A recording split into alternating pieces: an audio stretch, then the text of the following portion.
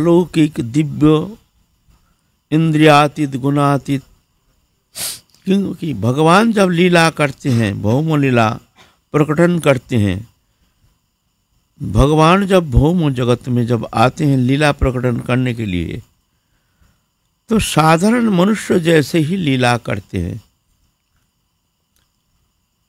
नरो लीलावत कैवल्यम, भगवान की ये लीला देखने में मनुष्य जैसे,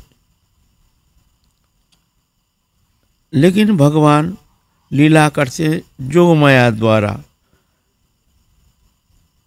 जोगमाया को साथ लेकर आते हैं लीला शक्ति, अंतरंगा भगवान की जो लीला शक्ति के द्वारा भगवान अपने ये भौम जगत में या दिव्य जगत में जो लीला करते हैं, वो जोगमाया ही एकमात्र कारण है।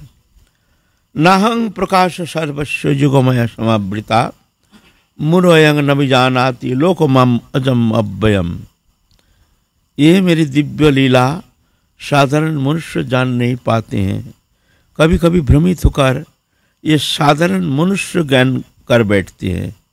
ये भगवान की ये लीला कौन जानते हैं? जो पूर्ण ब्रह्म सनातन भगवान पुरुषोत्तम एक साधारण मनुष्य जैसे भौम जगत में लीला कर रहे हैं। तो भगवान की जिन पर कृपा होती है वही जा कर के भगवान को जान सकते हैं, उनकी लीला समझ सकते हैं और उनकी लीला में प्रवेश कर सकते हैं, लीला आस्वादन कर सकते हैं। वो दिव्य है, वो मन बुद्धि की अगम्य है, ये कृपा साध्य है, अनुभव वेद्य है।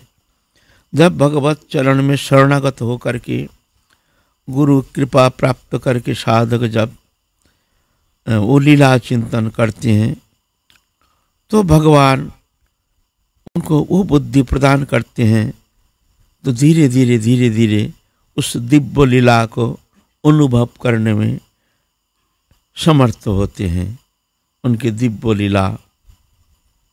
और साधारण मनुष्य वो जान नहीं पाते हैं जो पूर्ण ब्रह्म सनातन भगवान इस तरह से मनुष्य चित लीला कर रहे हैं। तो कभी कभी वो समालोचना कर बैठते हैं और भूल करके पाप में लिप्त हो जाते हैं। कभी कभी साधारण मनुष्य ज्ञान कर बैठते हैं।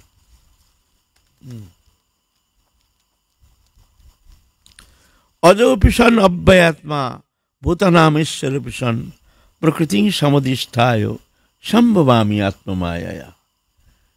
मैं आत्ममाया माने जोगमाया को लेकर के मैं इस तरह से अपने दिव्य लीला प्रकटन करता हूँ जीव जगत के कल्याण के लिए। ये जानते नहीं है, ये भ्रमित होकर संसार सागर में मायाबद्ध एक पंचभौतिक शरीरधारी बन करके और उसमें ये तदात्म हो करके बस वो भूल गए जो तुम भगवान के ही अंश हो, भगवान के सत्ता हो, ये भूल गए हो। ये विस्मृति के कारण अनंत दुखमय सागर में दावानल पीड़ित हो रहे हैं। यहाँ तो सुख है ही नहीं, फिर भी सुखानुसंधान में उनके किंचित मात्र कोई विराम नहीं, क्योंकि वो तो है ही आनंदमय ना। भगवान उन्हीं की सत्ता होने के कारण, आनंदमय के सत्ता होने के कारण वो आनंदमय, आनंद उनको हर्षमय मैग्नेट की तरह आकर्षण करते हैं। स्वरूप ही आनंदमय, तो स्वरूप विस्मृति हो गई है, भूल गए हैं मैं भगवान का हूँ, मैं चिन्मय हूँ, मैं दिव्य हूँ, मैं मायातीत हूँ, मैं गुणातीत हूँ, मैं शुद्ध सत्य आनंदमय हूँ, स्वयं आनंदमय हूँ, सत आनंदमय हूँ। लेकिन सत आनंदमय होते हुए अब आनंद के अनुसंधान में तत्पर हो रहे हैं। अब आनंद भूल गया, स्वरूप भूल गया तो आनंद भी भूल गया, अपने स्वरूप भूल गया। मैं जो चिन्मय दिव्य आनंदमय शुद्ध सत्य सनातन भगवतंश हूँ, ममई वांश जीवलोके जीवभूत सनातन मन षष्ठानि इंद्रियानि प्रकृति स्थानी कर्षति। मेरे अविनाशी अंश है जीव। जीवभूत, अब जीव बन गया है, आनंदमय सत्ता, जीवभूत जीव बन गया है भगवान की सत्ता आत्मा, अब बन गया जीव, हो गया जीवात्मा, जीवभूत। मन और षष्ठ इंद्रियानी, षष्ठ इंद्रियानी माने मन सहित षष्ठ इंद्रिय, चक्षु कर्ण नासिका जीव तक, ये 5 ज्ञानेन्द्रिय, इसके द्वारा हम संसार का सुख को अनुभव करते हैं। हमारे सुख अनुसंधान का जो 5 उपकरण है, ये 5 ज्ञानेन्द्रिय। चक्षु, इसके द्वारा दुनिया के रूप रंग तमाशा ये देखते हैं, इसमें हमको मोहित करके रखा है, ये रूप देख करके हमको भ्रमित करके रखा है, अपने स्वरूप भुला करके। एक अद्भुत एक शक्ति है ये, एक इंद्रिय, एक ही इंद्रिय इस तरह से हमको अपने स्वरूप भुला करके रखा है। आँख के द्वारा दुनिया के रूप रंग तमाशा देखते हैं, विस्मृति। कर्ण के द्वारा दुनिया के बात, गाना बजाना, नाना प्रकार शब्द, बस इसी में आनंद ले रहे हैं। ये और एक माया। नासिका के द्वारा दुनिया के सुगंध आदि लेते हैं। जीवा के द्वारा चर्वचस्य लेच्छ पेयो रस ये ग्रहण करते हैं। इसी में हम आनंद प्राप्त करने का, आनंद अनुसंधान कर रहे हैं इसी के माध्यम से। त्वक के द्वारा स्पर्श सुख, अलग अलग संपर्क अनुसार अलग अलग स्पर्श के आनंद, अलग अलग संबंध, तदनुसार अलग अलग स्पर्श सुख। स्पर्श का एक आनंद होता है, बच्चे को गोदी में लेकर के आनंद करना, मित्र को छाती में भर करके एक आनंद, माँ की गोदी में सो करके एक आनंद, अलग अलग स्पर्श सुख, ये एक आनंद। लेकिन हमारे आनंद जो है ये वस्तु अपेक्षित है। प्रकृति से हम आनंद पाना चाहते हैं। जब प्रकृति से संबंध होता है तभी जाकर के हमको आनंद मिलता है।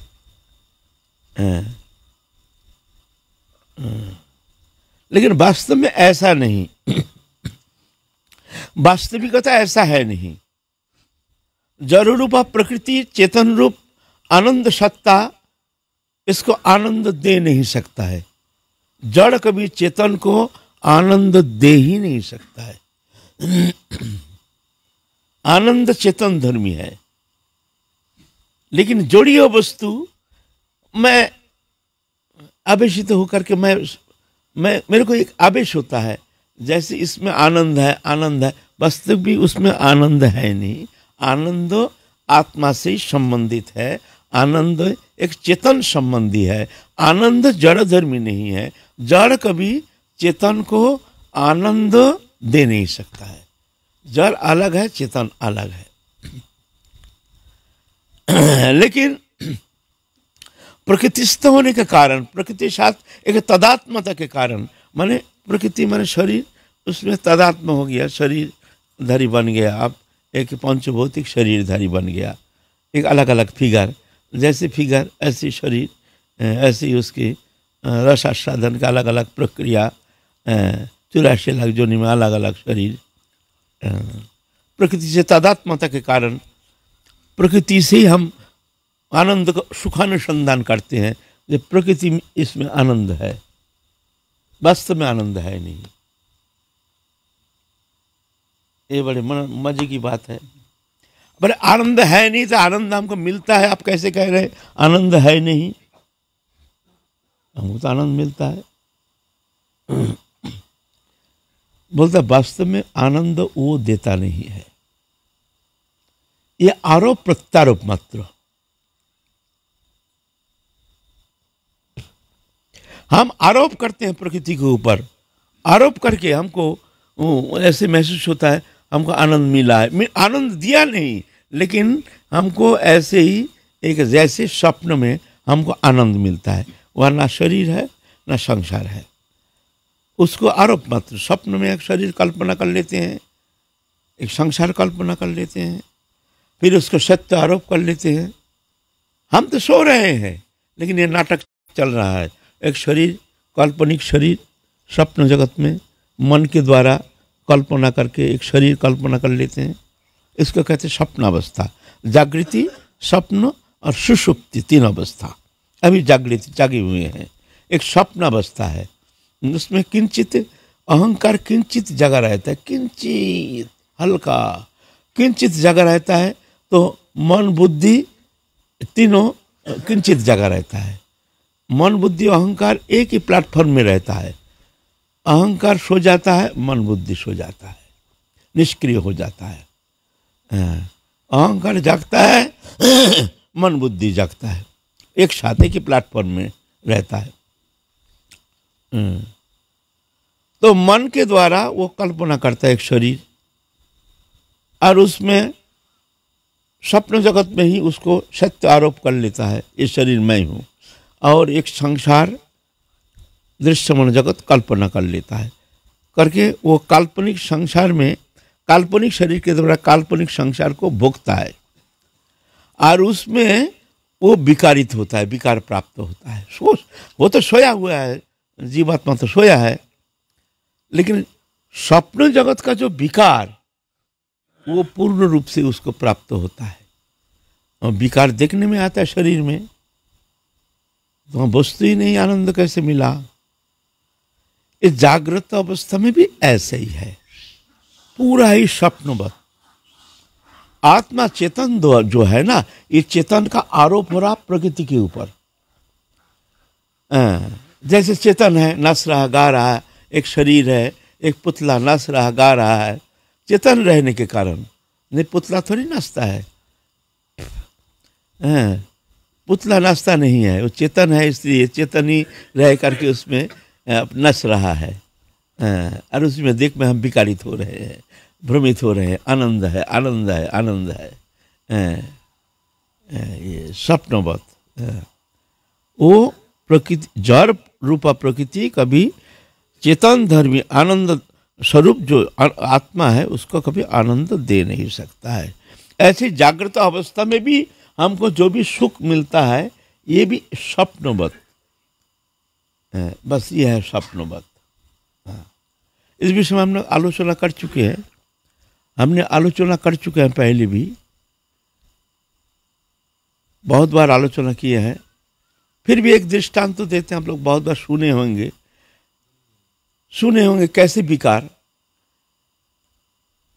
दो मैया जा रही है पानी भरने के लिए, रास्ते से कुआं में पानी भरने के लिए जा रही है।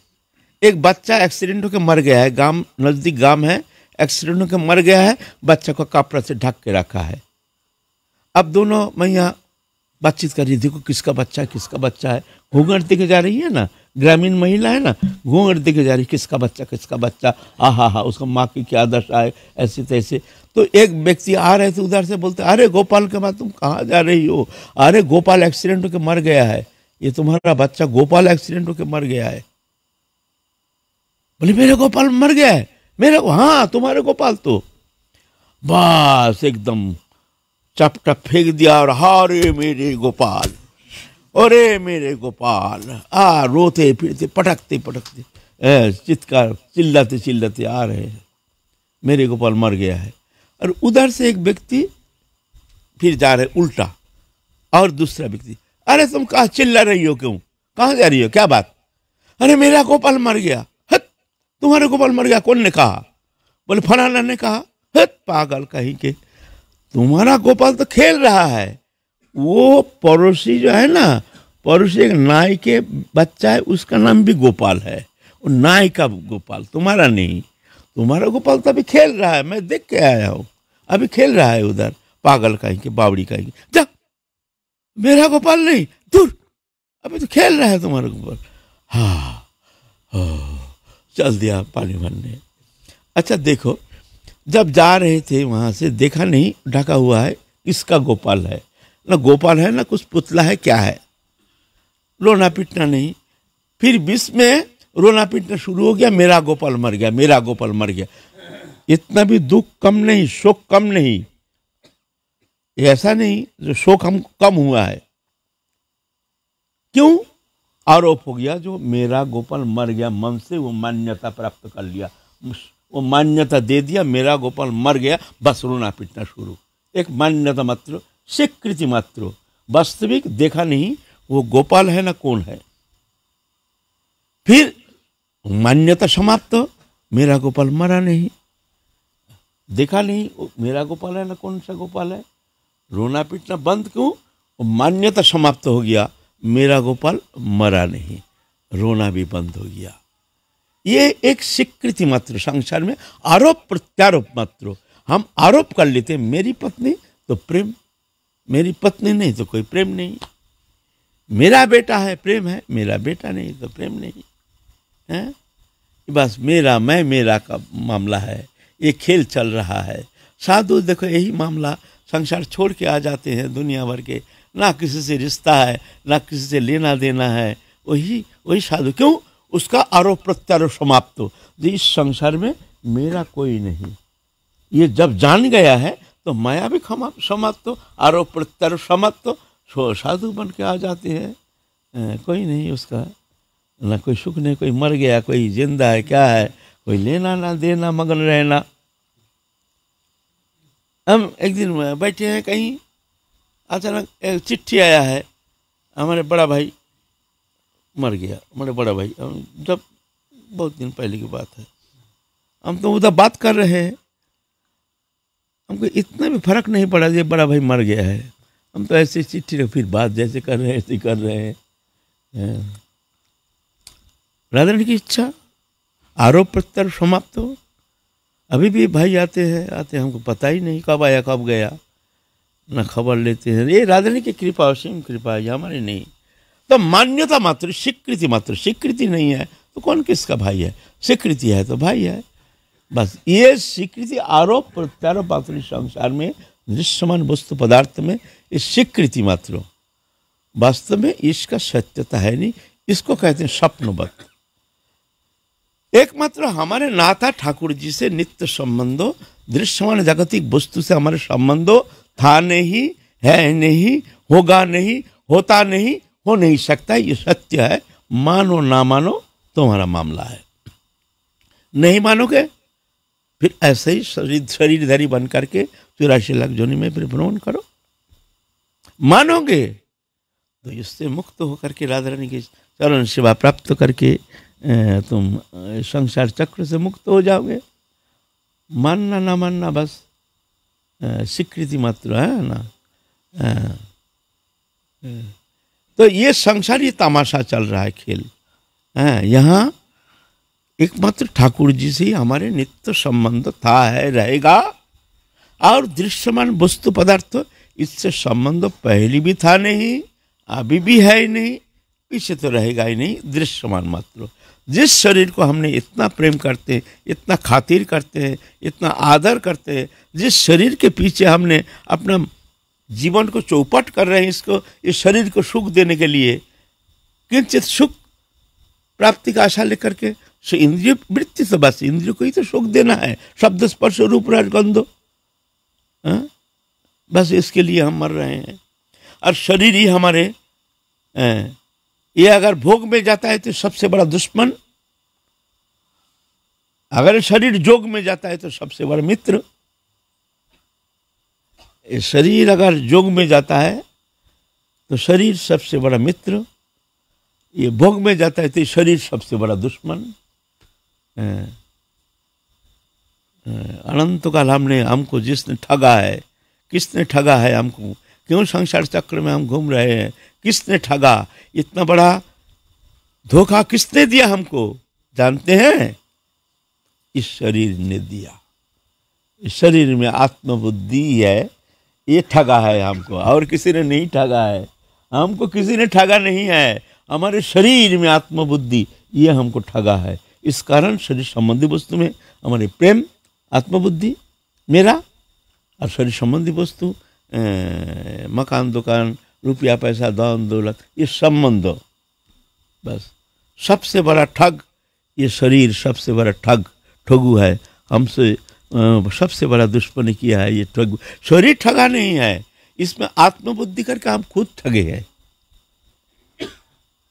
इस शरीर को हम बस मैं मान लिया, बस ये ठग हमको सबसे बड़ा ठगी हमको ठगा है। बस वास्तव में ये नहीं है, ये धोखा है। ये मातृजठर में शुरुआत, श्मशान में परिसमाप्ति। मातृजठर में शुरुआत हुआ है, बस परिवर्तन परिवर्तन संकुचन प्रलय, आरंभ स्थिति परिवर्तन परिवर्तन संकुचन प्रलय, ये 6 अवस्था शरीर का होता है। फिर एक दिन धक्का मार के शरीर से निकाल देगा प्रकृति, समय आकर के काल चक्रो, निकलो मकान खाली करो, बहुत दिन हो गया इस शरीर में, एक घर में तुमने निवास किया, आप घर खाली करो। अरे जब मरता है तो दिखता, अरे ये शरीर, ये शरीर और मैं शरीर से अलग हो गया, हा करता। जो भोगी जीवात्मा है ना, बड़ा कष्ट पाता है, शरीर में घुसने के लिए बड़ा कोशिश करता है। शरीर तो भोग का केंद्र है, शरीर बिना भोग नहीं होता है। भोग को समझ लो, तुम्हारे वृत्ति सब है, आत्मा में, चेतन में, जीवात्मा में सब है, लेकिन शरीर बिना भोग नहीं होगा। तो वो भोगी जीवात्मा जो है ना, वो बड़ा कष्ट पाता है, वो एकदम वो शरीर में घुसने के लिए हा और इसे छटपटाता है, अरे छटपटाता है, वायु मार्ग में बड़ा भयंकर कष्ट पाता है। 1 साल तक ऐसे कष्ट पाता है, ऐसे बोलता है ना। कोई जीवात्मा हो ज़्यादा आसक्ति और ज़्यादा समय तक जो प्रेतजनी प्राप्त होते ही, तो और दीर्घ समय तक ये हाहाकार इस तरह से है। भयंकर बोले तो ठिकाना नहीं, वो ठिकाना नहीं कष्ट का। ऐसे छटपटाता है, छटपटा है, कोई यहाँ सहारा नहीं मिलता है। हाँ, जो भगवत भक्त हैं, जो भगवत भजन करते हैं, जो भगवत शरणागत हैं, चाहे वो पापाचारी भी क्यों ना हो, लेकिन अगर सही लगाव भगवत चरण में है, भगवत प्राप्ति जीवन का उद्देश्य, ऐसा नहीं भगवत प्राप्ति जीवन का उद्देश्य है और समस्त सर्वथा निर्दोष, ये होता नहीं है। ये पूर्व जन्मजात संस्कार रह जाता है। ये धीरे धीरे इससे मुक्त होता है। एक तरफ से जोग बढ़ता जाता है और भोग समाप्त होता जाता है। एक समय जाकर के भोग 0 हो जाता है, जोग पूर्ण हो जाता है। जब तक भोग पूर्ण नहीं होता है, तब तक जोग पूर्ण अवस्था में नहीं जा सकता है। इसलिए उसको आना पड़ता है। आने का कारण है उसके भीतर में सुप्त इच्छा उसको बार बार खींच के ले आता है। ये भगवान कारण नहीं है। सुप्त रूप में भगवान तो सब कारण का कारण तो भगवान है, लेकिन जीव के जो भीतर में सुप्त इच्छा, यही कारण है। इसलिए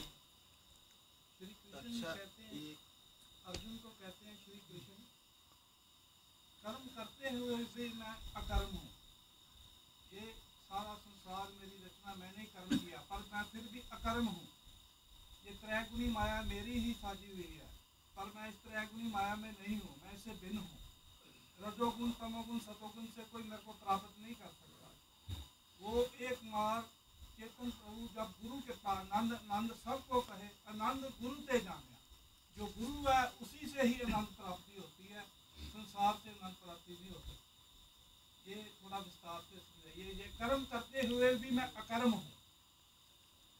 कर्म अकर्म कर्म दिखना है। कर्म अकर्म क्या है? कर्म अकर्म माने जैसे कर्म कर रहे हैं ना, कर्म आत्मा का तो कोई कर्म है नहीं, हमारा तो भगवान से संबंध हो। जागतिक दृश्यमान जागतिक जो कर्म है, ये कर्म जैसे संसार में है, संसार में स्त्री पुत्र कुटुंब परिवार लेकर उनके पालन पोषण, पैसा कमा, धन कमाना, ये आदि साधु संत सेवा आदि सभी, जब तक शरीर है तब तक कर्म है। कर्म करना पड़ेगा। कर्म विवश के जीव कर्म करता है। कर्म कभी निष्कर्म होना संभव नहीं है।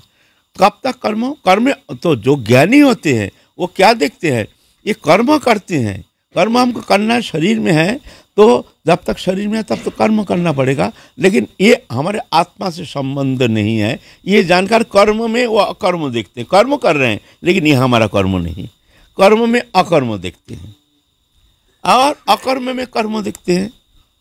अकर्म में कर्म कैसे? माने ये तो कर्म हमारे लिए है नहीं, हम तो भगवत उपासना भगवान से जब जिस स्थिति में जाकर के भगवत चरण में एक तल्लीनता, तन्मयता, निश्चलता हो जाती है, उस स्थिति में जाकर के समस्त इंद्रिय निष्क्रिय हो जाता है, तो कर्म ऑटोमेटिक समाप्त हो जाता है। तो लेकिन जब तक शरीर में शरीर धर्मी है, शरीर में आत्मबुद्धि है, तब तक उसको कर्म चेष्टा रहती है और कर्म उसको करना पड़ता है विवशता। जैसे हम साधु है, साधु होने से भी हमको कर्म करना पड़ेगा। कैसे? हमको स्नान ध्यान करना पड़ेगा, हमको भिक्षा करना पड़ेगा, हमको रसोई करना पड़ेगा, हमको भोग लगाना, क्यों ये करना पड़ेगा। जब तक शरीर है कर्म करना पड़ेगा। लेकिन वो देखते हैं कि ये कर्म जो है हमारा कर्म नहीं, इंद्रिय का कर्म है, हम तो ठाकुर जी से हमारा नित्य संबंध हो, तो कर्म में अकर्म देखते हैं। और अकर्म कर्म, अकर्म माने ये कर्म तो हमारा नहीं है, लेकिन फिर भी करना पड़ता है, अकर्म फिर करना पड़ता है, अकर्म भी कर्म करना पड़ता है। तो अकर्म कर्म ये ज्ञानियों के लिए है, ऐसे है ना। लेकिन जो भक्त है ना, वो ऐसे नहीं, वो क्या देखते हैं, जो भी कर्म करते हैं वो प्रभु करा रहे हैं हमारे द्वारा, इस इंद्रियों के द्वारा प्रभु करा रहे हैं, हमारे कर्म नहीं है। बस हमारे कर्म के एकमात्र उद्देश्य है प्रभु की प्रसन्नता।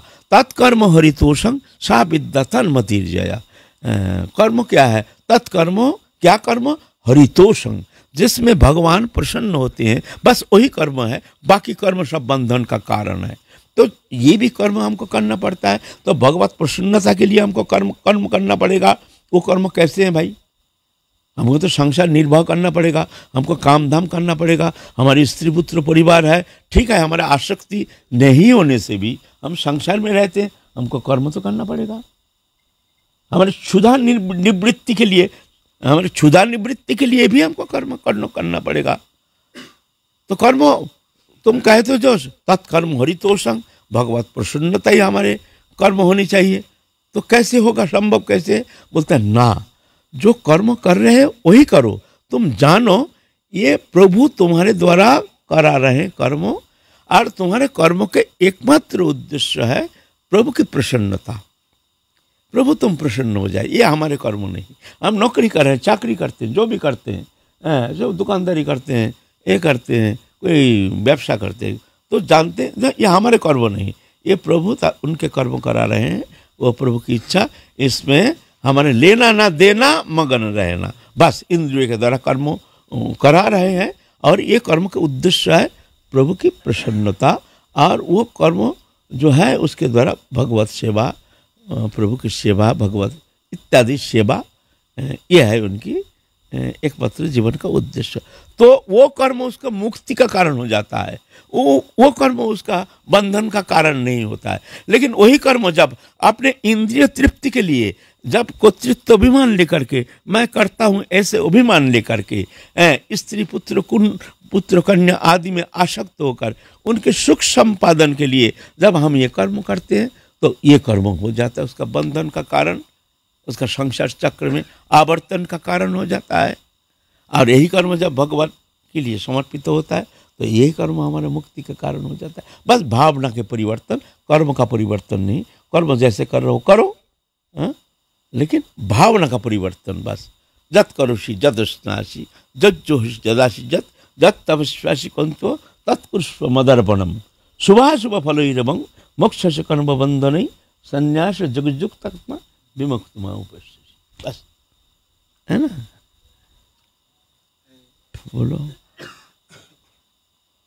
अकाल मृत्यु होना और एक स्वाभाविक मरना, इनकी भी गति में कुछ वेदांतर रहता है? वेदांतर रहता है। जीव जब आत्मबुद्धि, शरीर में आत्मबुद्धि और अहंकार जब भगवत विस्मृति के कारण कर्तृत्व अभिमान, पूर्ण अभिमान लेकर के जब वो बद्ध दशा अवस्था में जब मृत्यु होता है, तो कर्म का शुभ शुभ फल जीवात्मा को भोगना पड़ता है। वो भगवत, यह है बहिर्मुख जीवात्मा। हम बोले हैं ना, जीवात्मा दो प्रकार, दो श्रेणी में आता है। एक बहिर्मुख जीवात्मा, एक उन्मुख जीवात्मा। बहिर्मुख जीवात्मा है जो भगवान को जानते नहीं है, भगवान को मानते नहीं, भजन ये मानते नहीं है, ये बकवास समझते हैं। ये सब क्या बकवास है, बेकार का खाओ पियो मौज करो। वो जानते ही नहीं जी शरीर के अलावा ये अलग मैं कुछ अलग तत्व हूँ, भगवान से कुछ अलग, ये सब जानते नहीं, मानते नहीं, समझते नहीं। ये जो जीवात्मा है ये इंद्रिय भोगी एकमात्र उनके जीवन का एकमात्र उद्देश्य, कैसे भी हो इंद्रिय तृप्ति के लिए कोई भी कर्म करो, कुछ भी करो, चोरी करो, डकैती करो, बदमाशी करो, भोग चाहिए उनको, भोग चाहिए। भोग ये पंचों प्रकार शब्द स्पर्श रूप रस गंधो, दुनिया के रंग तमाशा देखना, इसे खाना पीना बढ़िया इंद्रिय के द्वारा, इंद्रिय तृप्ति आदि जो है ये भोग लालसा लेकर के। ऐसे जो जीवात्मा है यह है बहिर्मुख जीवात्मा। और जो और एक जीवात्मा है जो भगवत चरण में शरणागत हो गए हैं, गुरु कृपा से उनका ज्ञान हो गया है, जो शरीर मैं नहीं, शरीर संबंधी वस्तु मेरा नहीं, मैं इससे अतीत, मैं भगवान का हूँ, भगवान से ही हमारा नित्य संबंध हो, ये शरीर तो आगंतुक है, ऐसे जान करके शरीर में अनासक्त हो करके जो भी कर्म करते हैं भगवत प्रीति संपादन के लिए उनकी समस्त चेष्टा और हर समय भगवत चिंतन में ही दिन व्यतीत करते हैं। ऐसे जो जीवात्मा है यह है उन्मुख जीवात्मा। ये उन्मुख जीवात्मा की जब मृत्यु होती है उस समय ऐसा नहीं, उनके लिए ऐसा नहीं है, उनके लिए तो भगवान आ जाते हैं, उनके गुरु आ जाते हैं, उनके लिए ऐसा कष्ट नहीं होता है, तो सुख से ही वो मरते समय भी उनका कष्ट नहीं। जैसे मान लो बिल्ली जैसे चूहा पकड़ता है उस समय तो चूहा का तो प्राण हरण कर लेता है। जब अपने शावक को जब पकड़ के एक स्थान से अलग स्थान स्थानांतरित करता है तो देखो किस तरह से पकड़ के ले जाता है, बच्चा जान भी नहीं पाता है, कष्ट नहीं होता है, ऐसे ही पकड़ता है लेकिन कष्ट नहीं होता है। ऐसा ही काल जो है ना, जो बहिर्मुख जीवात्मा अहंकारी जीवात्मा है उसको इस तरह से पकड़ के ले जाते हैं, उसको अशिष कष्ट, अशिष दुर्गति। और जो उन्मुख जीवात्मा उनके लिए बिल्ली का बच्चा जैसे मृत्यु के समय उसका ना कष्ट हो, जन्म मृत्यु का कष्ट हो, भोगता नहीं है। हाँ ठीक है, कर्म चक्र प्रवाह से कभी अगर आना पड़ता है तो उतना कष्ट नहीं होता है। मातृ जठर में भी उस समय वो मन भगवत चरण में रहता है, रहने के कारण शरीर में उतना तादात्म्यता ना रहने के कारण वो जन्म के समय भी जो मातृ जठर का उतना कष्ट हो वो पता नहीं है।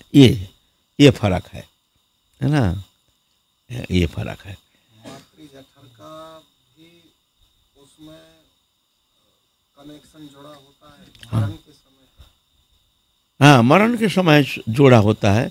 जब मृत्यु समय आती है उस समय शरीर छोड़ने का पहले ही उसका कर्म संस्कार अनुसार उसका एक शरीर, जिस शरीर में उसको जाना है उस शरीर को स्वीकार कर लेता है। पहले स्वीकार करके उस शरीर में ही चेतन सत्ता तदात्म हो जाता है। बस शरीर नहीं मिलता है, माने स्थूल शरीर नहीं, लेकिन एक जिस शरीर में वो जाएगा, मान लो उसका निर्दिष्ट है काल चक्र, कर्म चक्र प्रवाह ना जाने किस जन्म में ले जाएगा, ये तो जीव जानता नहीं है ना। ये नहीं जीव इच्छा करके हम सुंदर शरीर प्राप्त करेंगे, ये तो अपना हाथ में है ही नहीं, ये तो प्रभु का हाथ में है। तो ठीक उसी समय उसी स्वरूप उनके सामने आ जाएगा, उसी जीव चैतन्य सत्ता, उसी में जाके उसमें वो तदात्म हो जाता है। तदात्म होने के बाद जाके ये शरीर जो है इसको छोड़ देता है। मतलब वो जिस भाव में भावित होकर के शरीर छोड़ता है या चिंतन करता है, जिस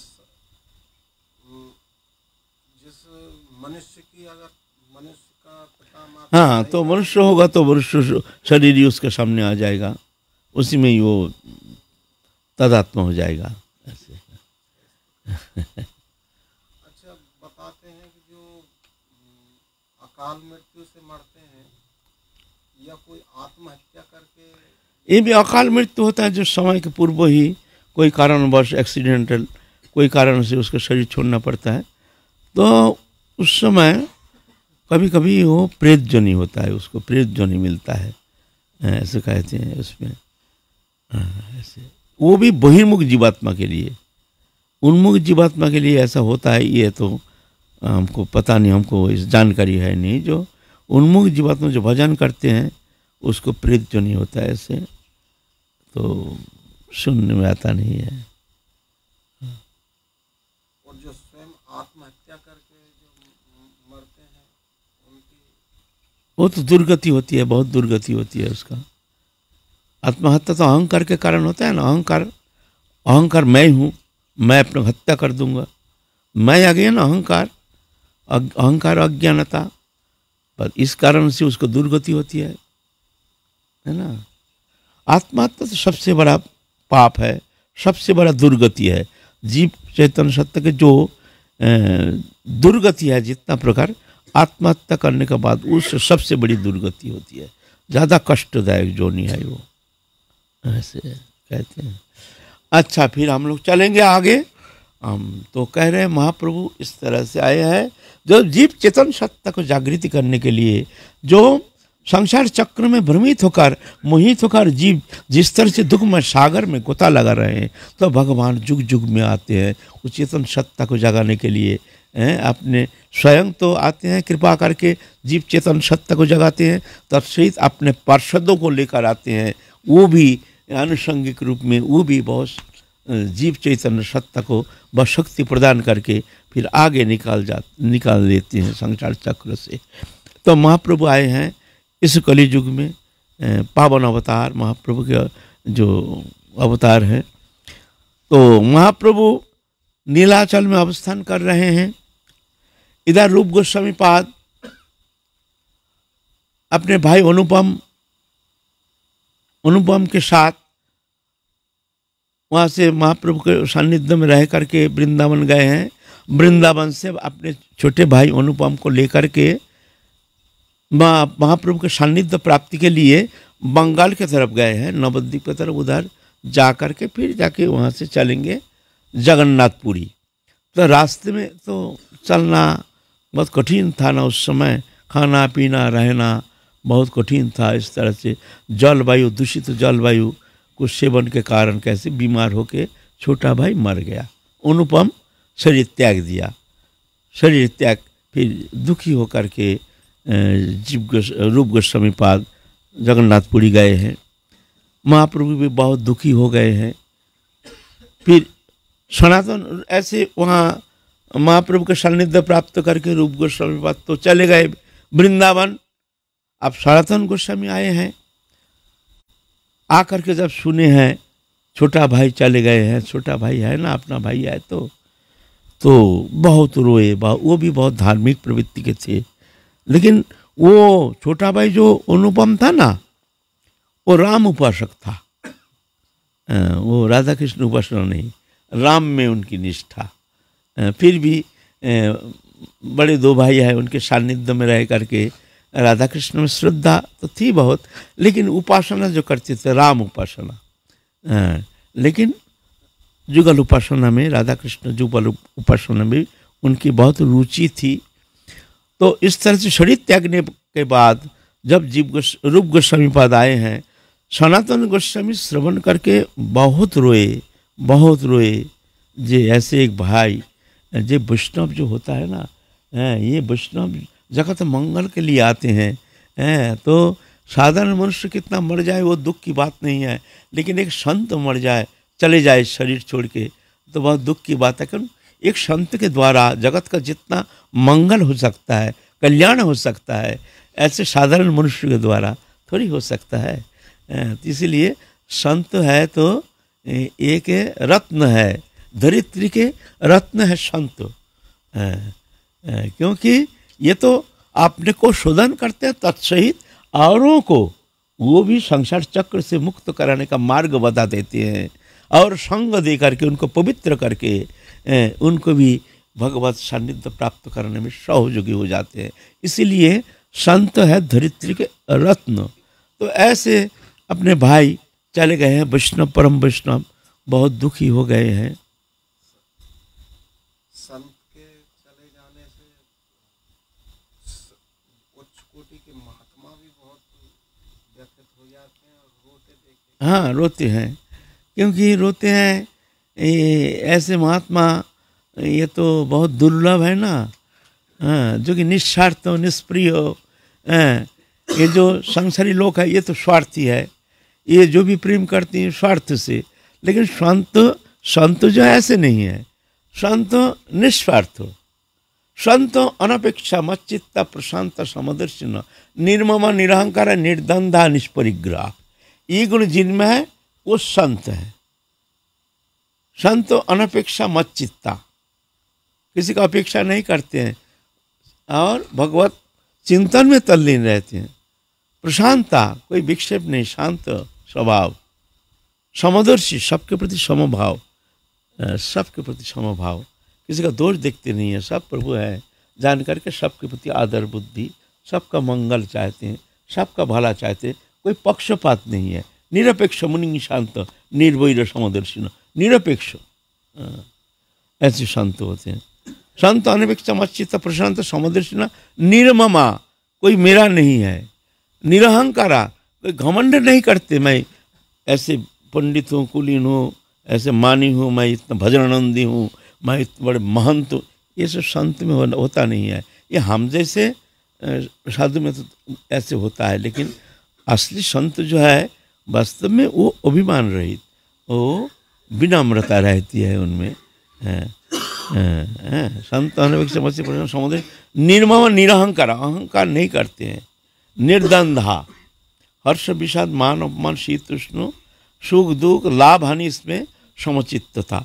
और निष्परिग्रह, संत का और एक लक्षण है निष्परिग्रह, हाथ पसारते नहीं, किसी से हाथ पसारते नहीं, तुम हमारे लिए सेवा करो, तुम ये सेवा करो ना, वो भगवान का भरोसा में रहते हैं।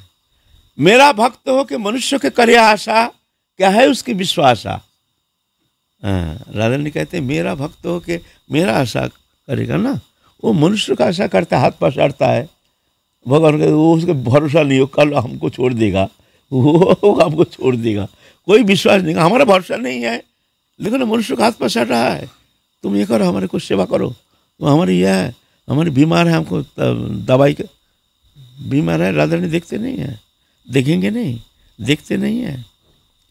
अभी शरणागत हो भक्त को क्या भगवान रक्षा नहीं करते हैं? इतना भरोसा तुम्हारा है नहीं है? तो ये एक संत का और एक लक्षण है अपरिग्रह, हाथ पसारते नहीं है किसी से, ये संत का एक महान लक्षण। इस लक्षण के द्वारा संत का पहचान होता है ना। राधा कुंड वाले अनंतदास पंडित जी जब प्राप्ति हुए थे, वो चंद्रशेखर बाबा प्राप्ति हुए, वो ठाकुरदास बाबा और भैया जी, ये सब प्राप्ति हुए थे। तो अनंतदास पंडित जी के लिए तो आप बहुत ही रोए, हमारे सामने बहुत ही ज़्यादा व्यथित हुए। नहीं, ऐसे औरों के लिए रोना आया। हम गया प्रसाद बाबा महाराज जी के जब चले गए, उस समय बड़ा बहुत रोना आया हमको, समाधि में जाके खूब जो गए, अभी भी याद आने से अभी भी रोना आता है। ऐसे महत्पुरुष चले गए, ऐसे महत्पुरुष कहाँ, ऐसे महत सान्निध्य प्राप्त होने का तो अभी भी याद आने से हृदय गदगद हो जाता है। तो बात ऐसा है। तो इस तरह से सनातन गोस्वामी खूब रोए। फिर जा कर के सनातन गोस्वामी उनका तो जब वृंदावन आए ना, जंगल मंगल से आए ना, नाना प्रकार दूषित जल वायु, इसमें शरीर में ऐसे खास खुजली, ऐसे चर्म रोग हो गया ना, एक कोड़ी जैसे हो गया एकदम जैसे। और महाप्रभु बार बार आकर के छाती में भर लेते हैं। ये देख करके बड़ा कष्ट हो रहा। पहले तो शरीर का कष्ट, भजन होता नहीं है, यहाँ को जाता है सारा दिन। अगर शरीर में खुजार होता है, भजन होगा? माला लेके बैठे ऐसे खुजार दिखा है? हमको एक बार खुजार हुआ था, बड़ा खतरनाक। खुजार चलता है शरीर में तो भजन थोड़ी होगा। दुखी है, भजन होता नहीं है, खूब दुखी है, और ऐसे कष्ट भी होता है, स्नान ध्यान ठीक रकम होता नहीं है, तो मन में बड़ा कष्ट। जे पहले आए हैं वृंदावन में, ऐसे पापी शरीर है हमारा, जिस पाप के कारण, ऐसे जबन की सेवा करने का कारण जो हमारे ये दशा, अच्छा हुआ है, हम जैसे पापी का ये साजा होनी चाहिए। इस तरह से बड़े दुखी हो रहे हैं। महाप्रभु रोज आकर के छाती में भर लेते हैं, उनका शरीर का जो मेवाद है वो सब लग जाता है, हैं?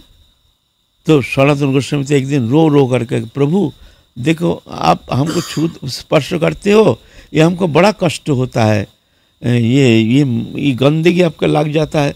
बोलते तुम जानते नहीं हो, ये तुम्हारे शरीर से ना इतना सुंदर दिव्य गंध आता है, हमको ये तुम्हारे जो लगता है ना शरीर में, ये हमको तो अद्भुत से गंध आता है, सुगंध आता है इसमें से, हमको बड़ा अच्छा लगता है। ये कोई अच्छा लगने की पीछे है। तो इस तरह से महाप्रभु तो सांत्वना देते हैं। तो बड़ा दुखी हो गया, तो अब क्या करना चाहिए? हम यहाँ रहेंगे, महाप्रभु आके हमको छाती में भर लेते हैं और मेवाद ये सब शरीर में लग जाता है। तो जगदानंद था महाप्रभु के एक पार्षद प्रेमी, जगदानंद से जाके कह रहे हैं, अच्छा जगदानंद तुम ही बताओ, हम तो आए हैं महाप्रभु को सान्निध्य प्राप्त करने के लिए, कुछ उनके सिरमुख से कुछ उपदेश सुनेंगे, लेकिन यह तो उल्टा पड़ गया ना, महाप्रभु को हम कष्ट दे रहे हैं और हमारे द्वारा सेवा भी नहीं हो रही है, भजन भी होता नहीं है, शारीरिक ऐसे कष्ट पा रहे हैं, तो क्या किया जाए तुम बताओ। तो जगदानंद कहते हैं ये तो अच्छा है तुम वृंदावन चले जाओ, क्योंकि महाप्रभु तुमको वृंदावन के लिए ही तो निर्देश किया है ना, महाप्रभु का आदेश तुमने नहीं मानकर यहाँ आया है। शायद महाप्रभु का आदेश ना मानने का कारण भी शायद तुम्हारे ये सब खास खुश दिए से ही महाप्रभु शायद चाहते नहीं है तुम रहो यहाँ, इसलिए तुम अगर मेरे उपदेश मानना चाहते हो तो मैं कहता हूँ तो वृंदावन जाना ही ठीक है। तो महाप्रभु आए हैं, आप बोलेंगे जब हम वृंदावन जाएंगे। तो महाप्रभु आए हैं, अब ऐसी छाती में भर लिया। तो कहते हैं प्रभु हम जगदानंद के पास गए थे, जगदानंद भी हमको यही उपदेश दिया, जब महाप्रभु चाहते हैं तुम वृंदावन रहो, तो हम तो आपका आदेश नहीं मान करके आए हैं, शायद इसीलिए हमारे खास खुजारे से हो गया। तो जगदानंद जो कहा है वो हमको अच्छा लगा, प्रभु आप आदेश करो तो हम वृंदावन चले जाए। महाप्रभु सुन करके बड़ा संतुष्ट हो गया। हाँ, काल का बटुआ जगा, काल का जगा, वो क्या जानता है महिमा, तुम्हारा महिमा तुमको उपदेश करता है? इतना बड़ा ज्ञानी हो गया, इतना बड़ा पंडित हो गया, काल का बटुआ जगा, तुम जगत को तुम शोधन कर सकते, इतनी शक्ति तुम में है, और काल का जगा जगह तुमको ऐसे उपदेश करता है? दुष्ट कहीं के अपना वजन जानता नहीं, अपना वेट जानता नहीं है, तुमको करता है उपदेश। तो कहते प्रभु देखो तुमने जगदानंद को इतना अपना मानते हो, अपना मान के इसे गाली दे रहे हो, और हमको तुम पराया मान के स्तुति करते हो प्रभु, ये तो बोलते ना तुम जानते नहीं हो, तुम में जो शक्ति है, तुम में जो वैष्णवता के जो भी गुण तुम में है ना, तुमको सामने नहीं कहते हैं, हम तुमको स्पर्श करके हम भी धन्य हो जाते हैं। क्या कहते हो? ऐसे कहते हैं। आप सनातन महाप्रभु ऐसे कहकर चले गए। आप सनातन गोस्वामी ठीक कर रहे हैं कि भाई ये महाप्रभु मानेगा नहीं, अब हमको भी ये तो जो चर्म रोग हो गया ये तो ठीक होने वाला है नहीं, तो क्या करें? तो मन में ठीक किया कि आगामी जो रथ यात्रा आ रही है ना, रथ के पहिया के नीचे महाप्रभु जो कीर्तन करेंगे ना, रथ के पहिया के नीचे हम शरीर त्याग देंगे। रथ आती रहेगी ना तो उस समय पहिया के नीचे गिर जाएंगे, बस मर जाएंगे महाप्रभु को देखते देखते। और जगन्नाथ के सामने सबसे उत्तम मृत्यु हमारे लिए सबसे, ये मन में तय कर लिया, एकदम फाइनल कर लिया, मन में एकदम मन में फाइनल कर लिया। जो आगामी जो रथ यात्रा आ रही है, रथ यात्रा के समय हम इस शरीर को त्यागेंगे महाप्रभु के सामने, जगन्नाथ के रथ के पहिया के नीचे। ऐसे पापी शरीर ये धरित्री में रहना उचित नहीं। ये दीनता है ना, ये दीनता जो जिस हृदय में भक्ति देवी कृपा करते हैं, बस दीनता ऐसे भक्त में ही दिखने में आता है। दीनता कोई खेल तमाशा नहीं। हम लोगों ने तो देखो ना, कुछ भजन नहीं, भक्ति नहीं, कुछ नहीं, फिर भी कितना अभिमान अहंकार, हम बड़े संत हैं, हम दिखावा करते हैं, लोग को दिखाते हैं कितना बड़ा महात्मा, कितना बड़ा जो है ही नहीं उससे और ज़्यादा दिखाते हैं, तो ऐसे है ना। लेकिन दीनता कुछ अलग चीज़ है। ये तो भक्ति देवी जिस हृदय में रहते हैं बस वही झुक जाते हैं, वही अपना को हीन ज्ञान अयोग्यता बुद्धि, तो उसमें देखने में आता है। ये साधारण बात नहीं है दीनता, ऐसे दीनता। देखो कितने बड़े महाप्रभु जिनको आलिंगन करते हैं, कहते हैं तुमको स्पर्श करके मैं पवित्र मानता हूँ। जैसे भगवान कहते हैं निरपेक्ष मुनि शांतं निर्वैर समदर्शिना अनुव्रजमहं नित्रं पेत्रं गिरिरेणुभि। निरपेक्ष मुनि शांत निर्वैर समदर्शी, ऐसे जो गुण संपन्न साधु हैं जहाँ से चले जाते हैं मैं वहाँ के उनकी चरण रज लेकर के अपने अंग में लेपन करता हूँ और मैं अपने को पवित्र मानता हूँ। पवित्रं गिरिरेणुभि, वो रेणु अपने अंग में धारण, भगवान कहते हैं श्रीमद् भागवत महापुराण के श्लोक, हमारा नहीं, बोलते वो रेणु मैं अपने अंग में धारण करके मैं अपने को पवित्र मानता हूँ। बोलो, ऐसे भक्त वत्सल भगवान, ऐसे महाप्रभु सनातन गोस्वामी को छाती में भर करके पवित्र मानते हैं। लेकिन भक्त तो ऐसे नहीं, भक्त तो ऐसे कभी समझते ही नहीं हम बड़े संत हैं, हम बड़े भजनानंदी हैं। जब तक भजन क्रिया नहीं, जब तक राधारणी की कृपा नहीं, तब तक भजन अभिमान। जब कृपा होती है तो अभिमान समाप्त। तब देखते हैं जो हमसे मोह सब कौन कुटिल खल कामी, जाहे तन दियो ताहे बिसरायो, ऐसा निमक हरामी। तो इसमें दीनता आ जाती है। आहा, ऐसे दीनता जिस साधक में है, मैं उनके चरण रज अपने अंग में लेपन करता हूँ, वंदना करता हूँ। हम में तो ऐसे दीनता ही नहीं, कब आएगी के जाने क्या जाने। हम में तो बहुत अहंकार घमंड, बहुत दुर्दशा तो बहुत है। सबसे बड़ा खतरनाक घमंड क्या है जानते हैं? मैं संत हूँ, ये सबसे खतरनाक अभिमान। मैं पंडित हूँ, कुलीन हूँ, मानी हूँ, ये तो अभिमान तो भगवान सहन कर लेते हैं।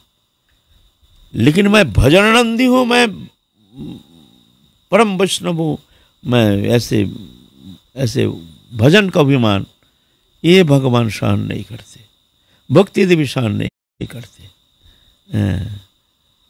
तो ये तो है ना। तो इस तरह से सनातन गोस्वामी आप चिंता कर रहे हैं कि हम इस शरीर को रथ के पहिया के नीचे त्याग देंगे। निश्चित हमारे जैसे पापी का यही होनी चाहिए। जगत में ये मुंह दिखाने लायक नहीं है। ये कोड़ी हो गया शरीर में, ये शरीर भी लेके कहीं जा नहीं सकते। कोई देखता है तो मुंह फेर लेता है शरीर, अरे बाबा कोड़ी जा रहा है कोई। देखो भगवत भक्तों के कितनी परीक्षा। सनातन गोस्वामी है महाप्रभु के पार्षद, राधारणी की नित्य सखी, प्राण सखी, लवंग मंजरी ना, लवंग मंजरी ना, लवंग मंजरी, रूप मंजरी, रति मंजरी, विलास मंजरी, कस्तूरी मंजरी, मंजुलाली मंजरी, रस मंजरी, गुण मंजरी, लवंग मंजरी, ये राधारणी की नित्य सखी है, प्राण सखी है ये पार्षद। उनके देखो क्या दशा। और हम लोग तो कोई दशा तो हमको दुर्दशा कुछ तो अनुभव ही किए नहीं हैं। फिर भी देखिए, फिर भी भगवान के ऊपर दोष आरोप करते, प्रभु की कृपा नहीं हम पर, प्रभु की कृपा नहीं हम पर। और देखो क्या दशा है। तो ठीक किया है जो ये शरीर हम अल्प दिन में ही, अभी जगन्नाथपुरी रात आ रही है, पहिया के नीचे हम शरीर को त्याग देंगे। निश्चित कर लिया, किसी को बोला नहीं, मन में ठीक कर लिया, निश्चय कर लिया। ये इत उत्तम गति, भजन करके तो उत्तम गति होना संभव नहीं है। अब मुसलमान का अन्न खाए हैं, मुसलमान का राज किए हैं, वो तो जब ये थे ना हुसैन शाह का, पूरा मुसलमान जैसे हो गए थे। दाढ़ी रखते थे, मुसलमानी दाढ़ी, मूछ फूस बना करके टोपी पहनते थे, और ऐसे सब जानते थे ये मुसलमान है। कोई जानते ही नहीं थे हुसैन शाह का दरबार में बड़े बड़े जो है ना, और अच्छा उर्दू फारसी, अरबी फारसी ऐसे भाषाविद थे।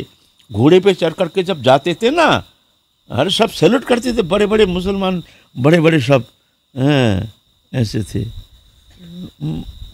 भगवत इच्छा ऐसी उनके करनी है कुछ, तो इसीलिए दुखी हो गए आज जो हमने क्या किया, हमने क्या किया हमने जीवन में। ऐसे जीवन को रथ के पहिया के नीचे महाप्रभु के चरण सान्निध्य में महाप्रभु के मुख कमल दर्शन करते करते शरीर को त्याग देंगे। आगे 2-4 दिन में रथ यात्रा आ रही है। महाप्रभु जान गए हैं, महाप्रभु जान गए हैं, जो सनातन मन में ठीक कर लिया आप शरीर को त्याग देंगे।